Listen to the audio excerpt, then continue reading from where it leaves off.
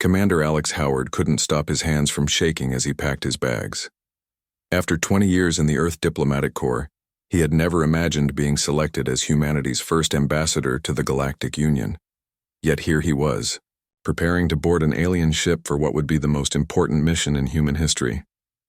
Just breathe, he told himself, folding his formal uniform with careful precision. The small apartment felt too quiet, too empty, save for the soft padding of paws on the carpet. Whiskers, his gray tabby cat, jumped onto the bed and settled on top of his packed clothes, purring loudly. "Not now, Whiskers," Alex said with a sigh, gently moving the cat aside. "I've got to finish packing. The shuttle leaves in 3 hours." The cat meowed in protest, yellow eyes blinking slowly at him. I know. I'll miss you too." Alex scratched behind her ears. "Mrs. Patel next door will take good care of you. 6 months will go by before you know it." Alex didn't notice when Whiskers slipped into his open duffel bag while he was in the bathroom gathering his toiletries. The first contact had happened just 6 weeks ago. A massive ship of unknown origin appeared in orbit, broadcasting messages of peace in nearly 300 Earth languages. The Zelnar, as they called themselves, were an amphibious species from a distant water world who had been observing Earth for decades. What surprised them most about humans, they said, was our resilience. Earth, by galactic standards, was classified as an extreme death world. High gravity, wild temperature swings, and an atmosphere containing oxygen, a highly corrosive gas to many species. The United Nations had scrambled to assemble a first contact team. Alex, with his background in xenolinguistics and conflict resolution, was a natural choice to lead it. "Final checks, Commander Howard?" asked Officer Lily Reeves, his communications specialist. She was waiting for him at the airfield, tablet in hand. "All set," Alex replied, setting down his bags. "Where's Dr. Garcia?" "Running late. Said something about last-minute data to download." As if on cue, Dr. Peter Garcia jogged toward them, carrying several data drives and a small case. His glasses slipped down his nose as he came to a stop. "Sorry for the delay," he panted. "I was adding more information about Earth biology to our database. The Zelnar are particularly interested in our evolutionary history." Alex nodded. "Good thinking. We need to help them understand us if this alliance is going to work." The shuttle that would take them to the Zelnar vessel waiting in orbit was small but comfortable. As they strapped in for takeoff, Alex felt the weight of responsibility pressing down on him. The future of humanity might depend on the relationships they built over the next 6 months. What none of them realized was that their mission was about to be complicated by an unexpected stowaway. The Zelnar diplomatic vessel was enormous. Nearly a mile long, it shimmered with an iridescent blue-green coating that reminded Alex of fish scales. As their shuttle approached the docking bay, he could see Zelnar crew members moving about, tall, slender beings with smooth skin in shades of blue and green, large black eyes, and webbed hands with 6 fingers. "Remember," Alex told his team as they prepared to disembark, "the Zelnar evolved in a world without predators. Their psychology is fundamentally different from ours. They have trouble understanding concepts like hunting or warfare. That explains why they were so shocked to learn about our military," Lily said. "And why they're fascinated by our pets," added Dr. Garcia. "The idea of keeping another species for companionship is foreign to them." Captain Zorik, the Zelnar representative, waited for them at the airlock. Standing 7 feet tall with pale blue skin and elaborate markings that denoted rank, Zorik made a fluid gesture with webbed hands that the humans recognized as their greeting. "Welcome aboard the Harmony," Zorik said, voice melodious and slightly accented. "We are honored by your presence," Alex returned the gesture. "The honor is ours, Captain. We look forward to learning more about your people and sharing our culture with you." "Your quarters have been prepared according to the specifications you sent," Zorik explained as they walked through the curved corridors of the ship. "We have adjusted the environmental controls to Earth standard gravity and atmosphere, though it is quite taxing on our systems." "We appreciate the accommodation," Alex said. I understand our world conditions are challenging for many species. Challenging? Zorik made a sound that might have been laughter. Commander Howard, most species in the Galactic Union could not, E1, survive on your planet for more than a few minutes without protective gear. You humans are remarkably durable. They arrived at their quarters, a suite of rooms with simple but comfortable furnishings. Everything was slightly oversized for human proportions, but otherwise remarkably Earth-like. We will allow you time to settle in, Zorik said. This evening, there will be a formal reception with representatives from 12 species of the Union. They are most eager to meet you. After Zorik left, the team began unpacking. Did you notice how they keep calling Earth a Deathworld? Lily asked, arranging her communications equipment. Makes us sound like we live on some hellscape.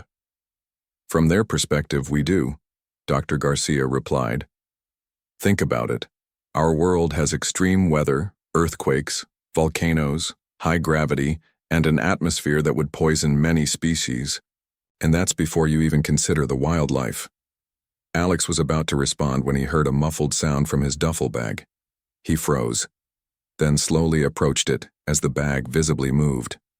Please don't tell me, he muttered, unzipping the bag. 2. Yellow eyes peered up at him, followed by a loud, insistent meow. Whiskers? Alex exclaimed, half in shock, half in relief that it wasn't something worse. How did you get in there? Is that your cat? Lily asked, coming over to look. How did she get aboard? She must have crawled into my bag while I was packing. Alex gently lifted Whiskers out. The cat seemed perfectly content, if a bit hungry. Doctor. Garcia looked alarmed. This could be a serious problem. The Zelnar have no concept of predator species. They might see Whiskers as a dangerous animal. She's a house cat, Lily said. Hardly dangerous. To us, no. But look at her from their perspective. Garcia pointed at Whiskers, who had begun grooming herself. Sharp teeth, claws, predatory instincts. She's literally a miniature killing machine by their standards. Alex stroked Whiskers thoughtfully. We'll have to explain the concept of pets before the reception. I'm sure they'll understand once we clarify that she's domesticated. Let's hope so, Garcia said doubtfully. Until then, maybe keep her in your quarters. Alex nodded, setting Whiskers down on his bed. I'll ask the ship's systems to synthesize some cat food. You stay put, troublemaker. Whiskers purred innocently, curling up on the bed as if she belonged there. None of them realized that the ship's environmental sensors had already detected the presence of an unregistered life form, one with biological markers consistent with predatory species. Silent alarms were already alerting Zelnar security to the potential threat. In a few hours, representatives from a dozen alien species would gather for their first meeting with humans. And none of them had ever encountered a creature like Whiskers before. Alex adjusted his formal uniform in the mirror, making sure every medal and insignia was perfectly straight. In 2 hours, they would attend the welcoming reception with delegates from across the Galactic Union.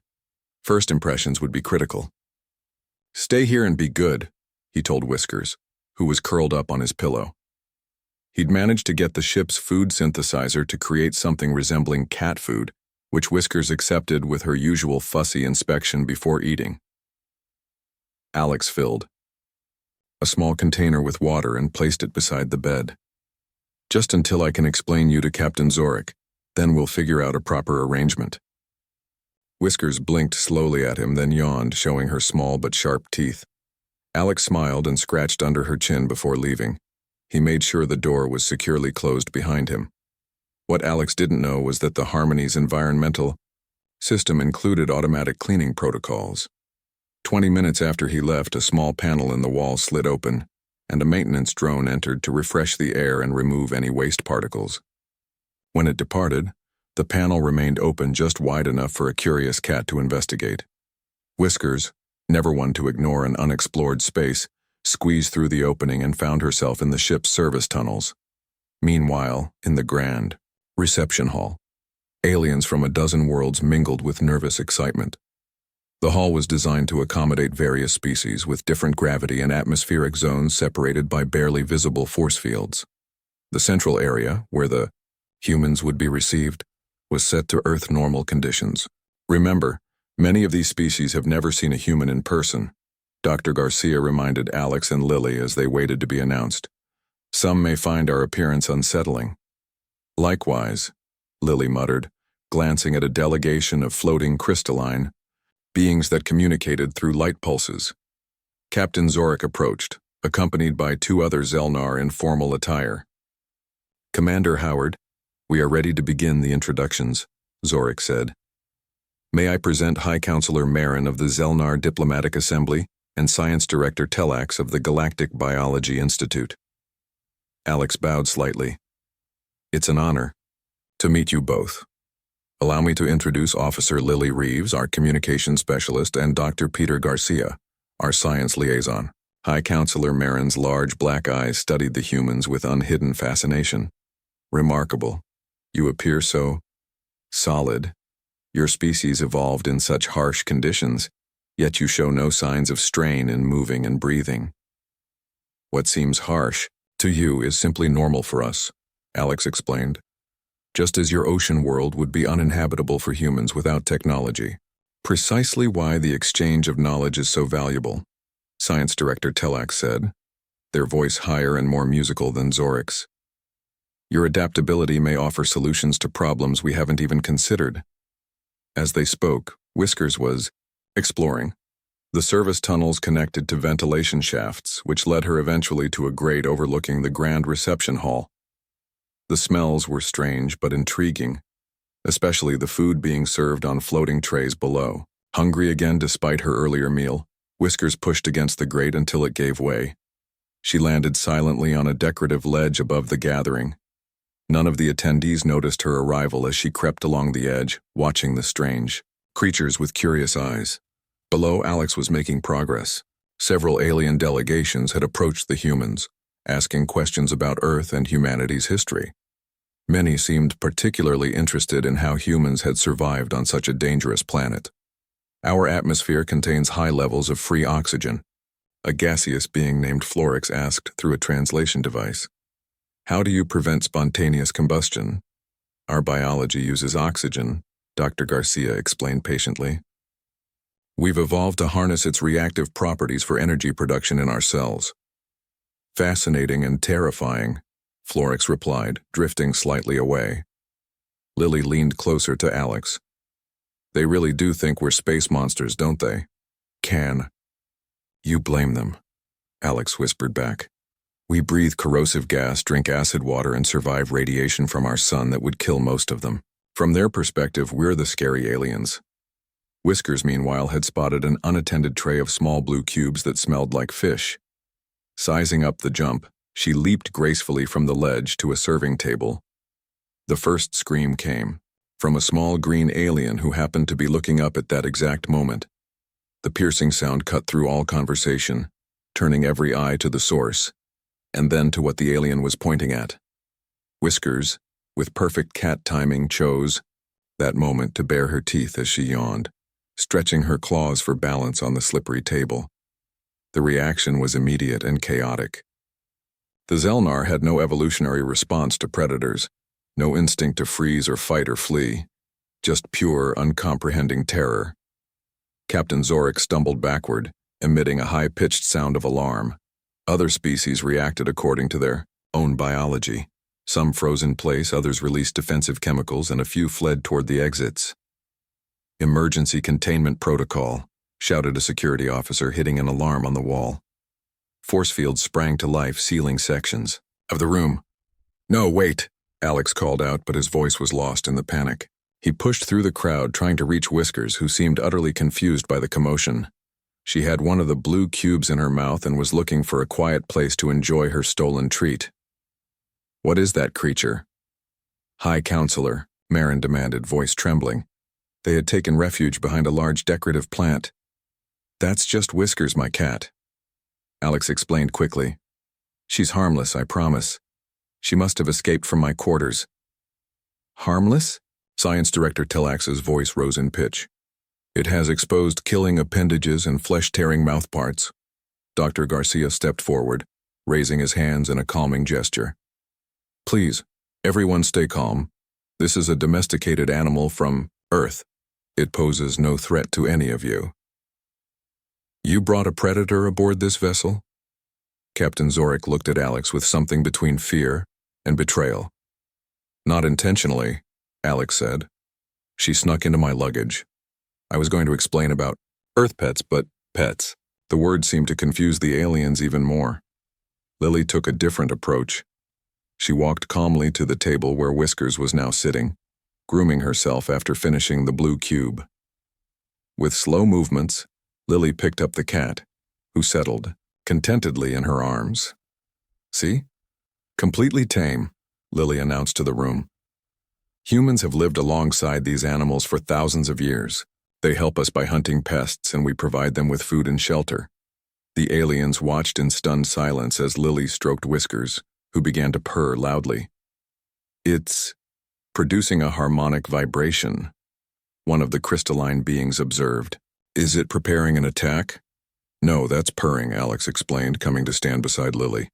It means she's happy and content. You keep predators as companions? Captain Zorik asked, still maintaining a safe distance. Willingly. Alex nodded. Many Earth species have been domesticated over thousands of years. Dogs, cats, birds, fish. They live in our homes, sleep in our beds, become part of our families. The reception hall remained dead silent as the aliens tried to process this information. Alex could practically see their understanding of humanity shifting before his eyes. Perhaps, Dr. Garcia suggested carefully, this is a perfect opportunity for cultural exchange. Would you like to learn more about Earth's relationship with its animals? Science Director Telak, still visibly nervous but clearly curious, stepped forward slightly. I would be interested in such information. From a safe distance. Alex smiled, sensing a diplomatic opportunity amidst the chaos. Then let me tell you about one of humanity's oldest companions. News of the deadly Earth predator spread through the Galactic Union faster than light. Within hours of the incident, the Harmony received urgent communications from a dozen worlds, demanding explanations and safety assurances.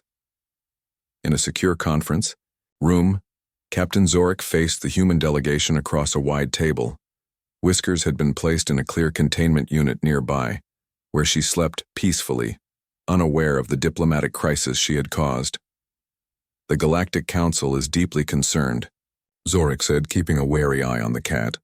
Some species are calling this an act of biological warfare. Alex ran a hand through his hair in frustration. It's a house cat, not a weapon. I've apologized for not informing you about her presence, but this reaction is extreme. To you, perhaps. Zorik's voice remained calm, but his skin had taken on a paler blue hue that Dr. Garcia recognized as stress. You must understand, Commander Howard. Predatory creatures like this don't exist on most Union worlds. The concept is disturbing. Dr. Garcia opened his tablet, displaying images of Earth's wildlife. Perhaps some context would help. Whiskers is a domesticated descendant of wild felines. These animals have lived alongside humans for thousands of years. Zorik and the two Zelnar security officers leaned forward, then quickly recoiled as Garcia scrolled through pictures of lions, tigers, and other big cats. These are from the same family as your pet? One officer asked, voice tight with alarm. Distant cousins, Garcia confirmed, but domesticated cats are much smaller and have been selectively bred for companionship. Lily noticed the growing tension and tried a different approach. Captain, on Earth, many species live together in balance. Predators help control populations of other animals. It's part of our ecosystem. And you keep these predators in your living spaces? Zorik seemed unable to grasp the concept fully. Not just cats, Alex said.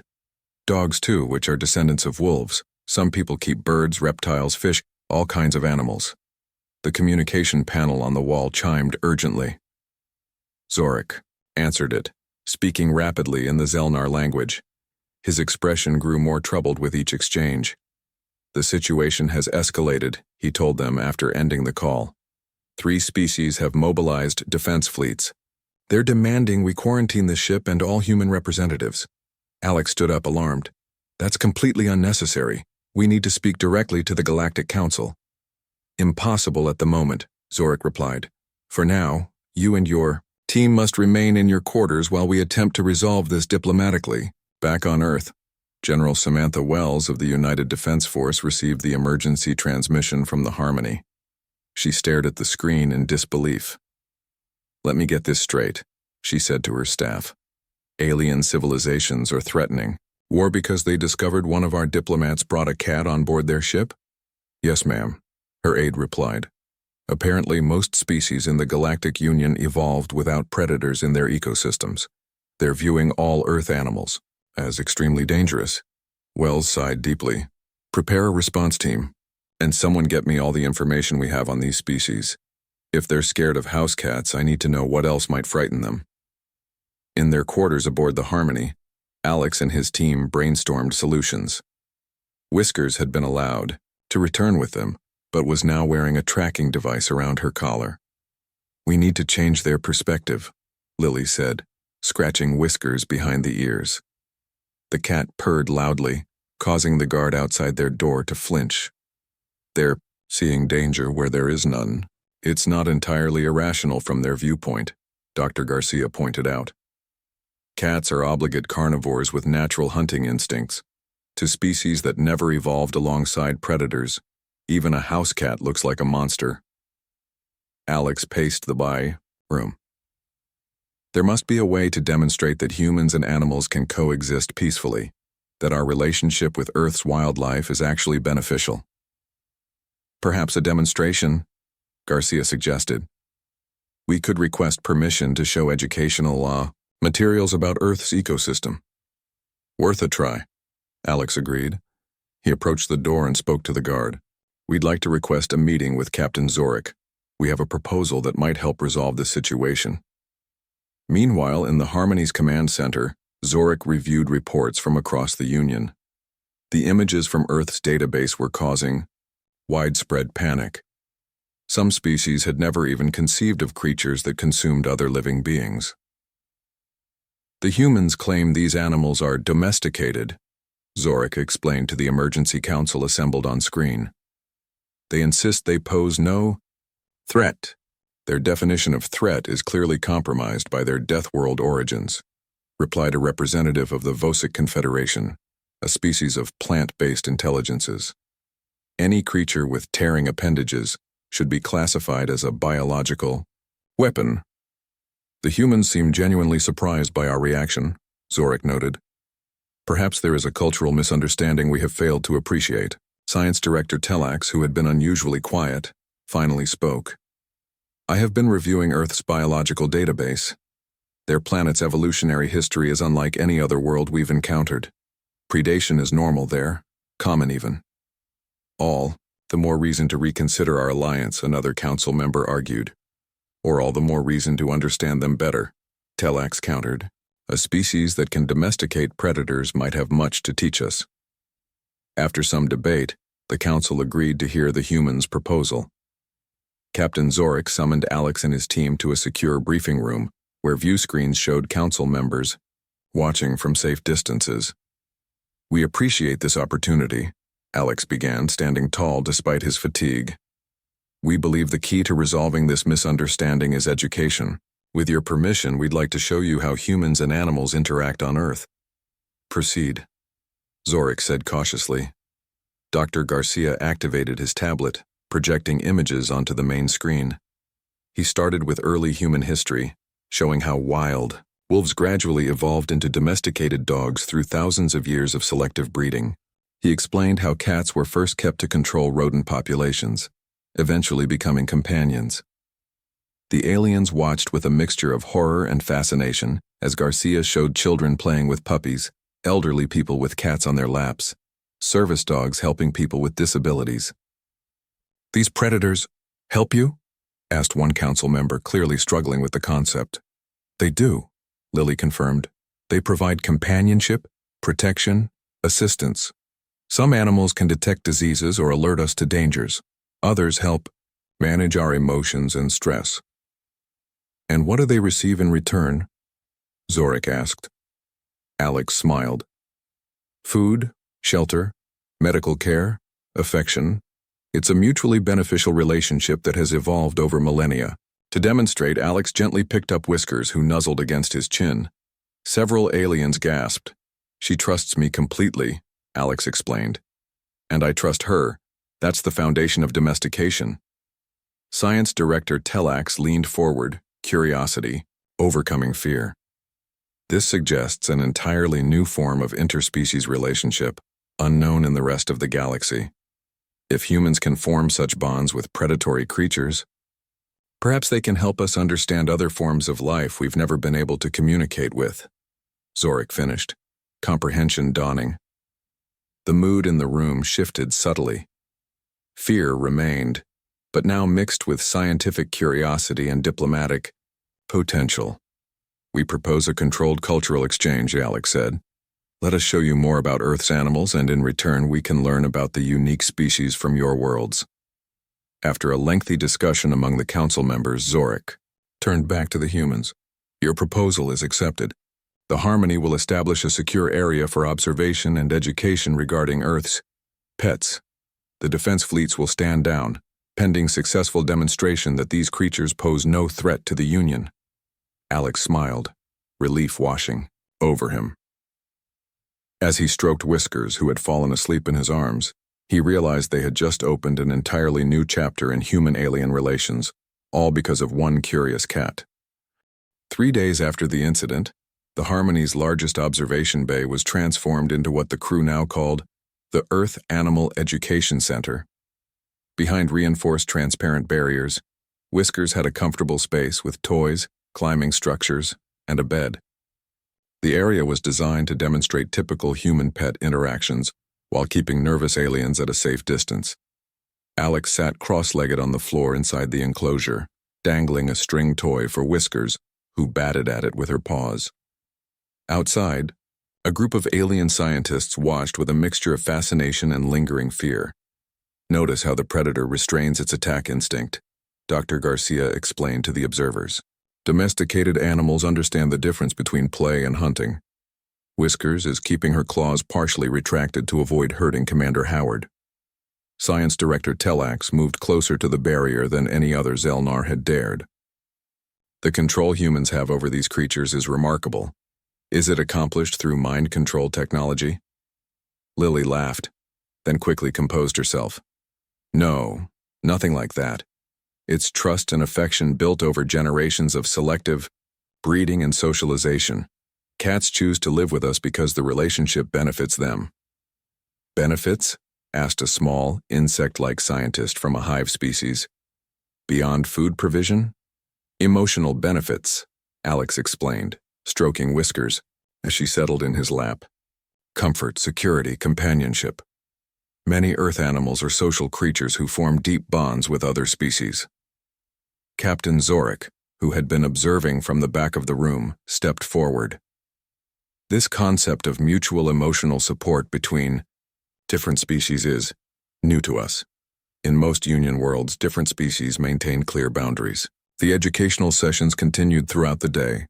Dr. Garcia displayed videos of dogs rescuing humans from danger, service animals helping people with disabilities, and emotional support animals calming anxiety. "Most fascinating," commented a hovering crystalline being. "These predators have been repurposed for caregiving." "Not repurposed," Alex corrected gently. "Their natural instincts include protecting their pack, which now includes humans. We didn't force these behaviors. We highlighted and encouraged traits that already existed." That evening, Alex received an unexpected message from Captain Zorik, requesting a private meeting. When he arrived at Zorik's office, he found the captain studying images of Earth's wildlife with intense concentration. "Commander Howard," Zorik said, rising to greet him. "Thank you for coming. I've been reviewing your planet's biological database, and I have questions." "I'm happy to answer them," Alex replied, taking the offered seat. Zorik gestured to a screen showing images of wolves, lions, bears, and sharks. "These are the wild versions of your pets?" "Some of them. Dogs descended from wolves and cats from smaller wild felines. But animals like bears and sharks have never been domesticated. Yet humans have learned to coexist with all these creatures. On one planet? Zoric's large eyes blinked slowly in what Alex now recognized as an expression of wonder. Not always peacefully, Alex admitted. Throughout our history, we've had conflicts with predators. But over time, we've developed a deeper understanding and respect for their place in our ecosystem. Zoric was quiet for a moment. The Galactic Council has been debating the implications of this revelation about Earth. Some see it as deeply troubling, evidence that humans are unpredictable and potentially dangerous. Others see tremendous potential. Potential? Alex asked. Yes. There are worlds within the Union with life forms we've never been able to approach or understand. Species that seem aggressive or unpredictable. Perhaps humans, with your unique experience with predatory creatures, could help bridge those gaps. The next morning, a communication arrived from Earth. General Wells had arranged for a special video conference with the Galactic Council. The human delegation gathered in the Harmony's communication hub, with Whiskers safely contained in a carrier beside Alex's chair. When the connection established, General Wells appeared on screen, but she wasn't alone. Beside her sat a large German shepherd dog. Greetings, representatives of the Galactic Union, Wells said formally. I understand there's been some concern about Earth's wildlife. With your permission, I'd like to introduce Major, one of our military working dogs. The alien council members murmured among themselves at the sight of the much larger predator. Major sat perfectly still, alert but calm. Major is trained for search and rescue, Wells explained. He can find people trapped under rubble after disasters, detect dangerous substances, and assist soldiers in the field. He saved 17 human lives during his career. She demonstrated some of Major's training, having him respond to verbal and hand commands. The dog retrieved objects, navigated obstacles, and even performed medical alert behaviors. We've prepared educational materials about all types of Earth animals, Wells continued. Not just pets, but working animals, wildlife conservation efforts, and our ecosystem management practices. We believe this knowledge could be valuable to the Galactic Union. After the presentation, the Council withdrew to deliberate. The human team waited anxiously, knowing that Earth's future relationship with the galactic community could depend on this decision. Do you think they'll see it our way? Lily asked, pacing the room. They're scientists and diplomats, Dr. Garcia said. Given enough data, they should reach logical conclusions. It's not just about logic, Alex pointed out, gently stroking Whiskers through the carrier door. It's about overcoming instinctive fear and opening themselves to a new perspective. Hours later, Captain Zoric returned with the Council's response. His skin had taken on a brighter blue tone, which Alex had learned indicated positive emotion. The Council has reached a decision, Zoric announced. The human-animal relationship will be classified as a protected cultural practice. Furthermore, the Council wishes to establish a formal interspecies research program, with humans serving as consultants for communication with previously unapproachable life forms. Alex felt a wave of relief wash over him. That's excellent news, Captain. There are conditions, Zoric continued. All Earth animals brought to Union worlds or vessels must be registered, contained appropriately, and accompanied by trained handlers and... He hesitated. The Council has requested a volunteer to demonstrate more direct interaction with your animals. A volunteer? Lily asked. From among the Council? Yes, I have offered to be the first, Zoric said, straightening to his full height, though Alex could see a tremor in his webbed hands. As a gesture of trust and scientific dedication, Alex glanced at Whiskers, who was watching them through the carrier door with typical feline curiosity. Are you sure, Captain? We could start with something even less threatening than a cat, perhaps a small fish or a hamster? No, Zoric said firmly. If we are to move forward as allies, we must confront our fears directly. He lowered his voice.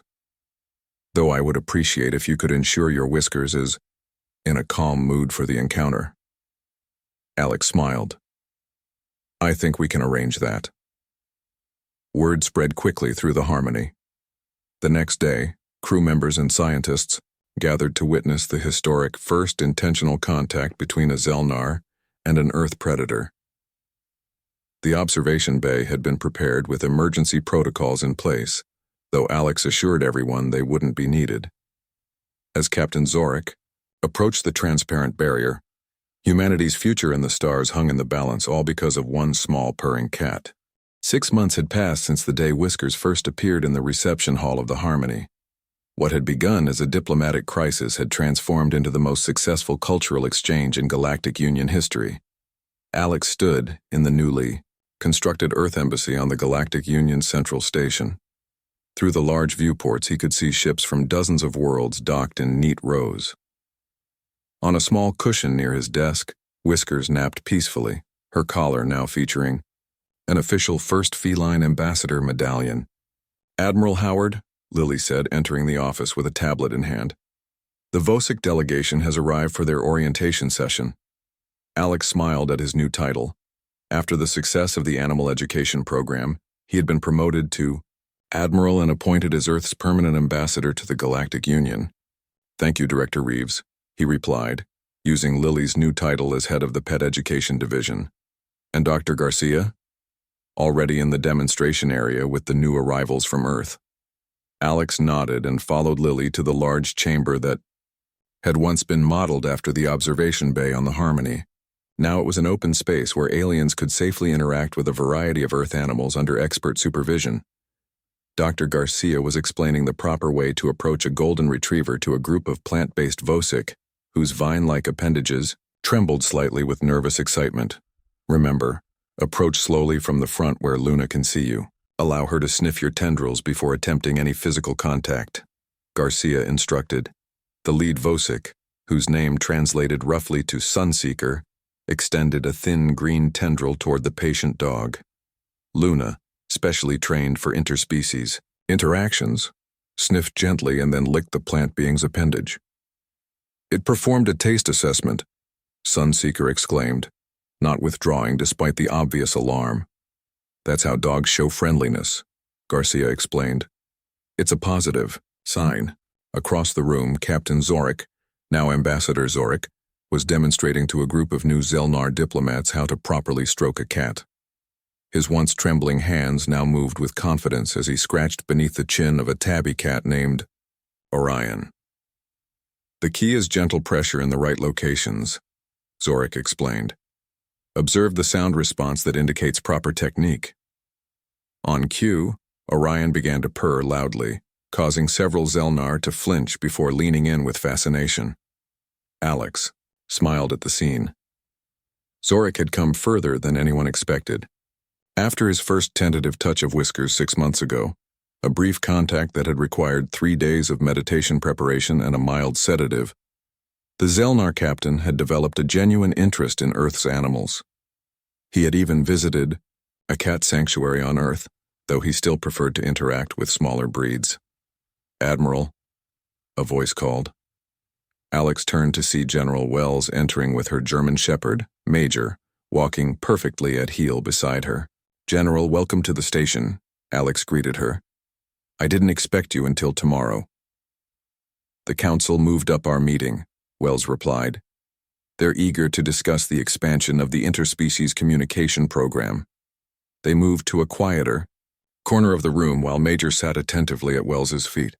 Several aliens watched from a respectful distance, still not entirely comfortable with the larger Earth predator. "How are the negotiations proceeding?" Wells asked quietly. "Better than we could have hoped," Alex replied. "The Herixian delegation has agreed to allow a human team to visit their colony world to attempt communication with the crystal entities they've never been able to approach." "And the Mavorians?" "They've requested our help with the deep-sea creatures on their ocean moon. Apparently, the creatures behave similarly to Earth sharks and whales. They believe our experience with marine predators could be valuable." Wells nodded with satisfaction.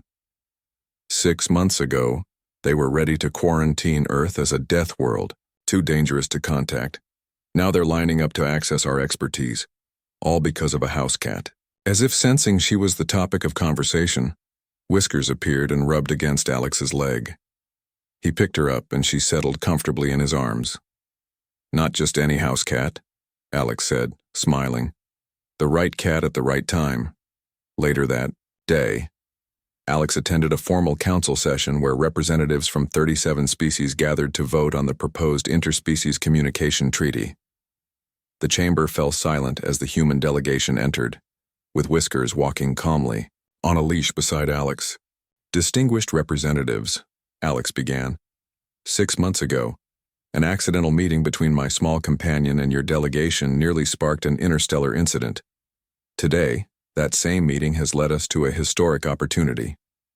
He gestured to the screens displaying images of humans working alongside aliens to approach previously misunderstood species across the galaxy. One showed a marine biologist swimming with a Mavorian sea creature that resembled a manta ray. Another displayed a botanist helping Vosic scientists communicate with sentient fungi through careful chemical signals.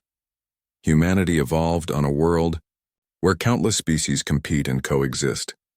We learned, sometimes through harsh lessons, how to understand creatures very different from ourselves. Now we offer that knowledge to the Galactic Union, not as superior beings but as partners with a unique perspective. The Council voted unanimously to approve the treaty, establishing Earth as the Union's center for interspecies communication, research. As the session concluded, Science Director Tellax approached Alex. Admiral Howard, your species has demonstrated a remarkable quality we had not anticipated, Tellax said. When we first classified Earth as a death world, we assumed its inhabitants would be hardened, perhaps even aggressive by necessity. Many of us are, Alex admitted. Our history isn't without conflict. Yet you developed empathy for creatures that could harm you, Tellax continued. You learned to communicate with beings that cannot speak. These are not the traits we expected from death world survivors. Perhaps that's precisely because of our world, Alex suggested, stroking Whiskers as she purred in his arms. On a planet with so many dangers, understanding those around you isn't just compassion, it's survival. That evening, Alex returned to his quarters on the station. He opened a communication channel to Earth, where Dr. Garcia was overseeing the training of new animal ambassadors for the expanding program. The Council approved everything, Alex reported. We'll need more handlers and animals suited for first contact situations. We're already selecting candidates, Garcia replied. The training center has dogs, cats, and even some parrots showing aptitude for alien interaction. After ending the call, Alex sat on his couch with Whiskers curled up beside him. Through his viewport, he could see Earth shining like a blue jewel among the stars. What the galaxy had once feared as a deadly world of monsters was now recognized as a place of remarkable diversity and adaptation. Who would have thought, Alex mused to Whiskers, scratching behind her ears, that what would finally unite Earth with the stars would be a cat? Whiskers simply purred in response, completely unaware of her role in galactic history. To her, the universe was as it should be, filled with interesting creatures to observe, comfortable places to sleep, and humans who understood the importance of a good chin scratch. And perhaps, Alex thought as he watched ships from a dozen worlds pass by his window, that simple wisdom was the most valuable lesson Earth had to offer the stars.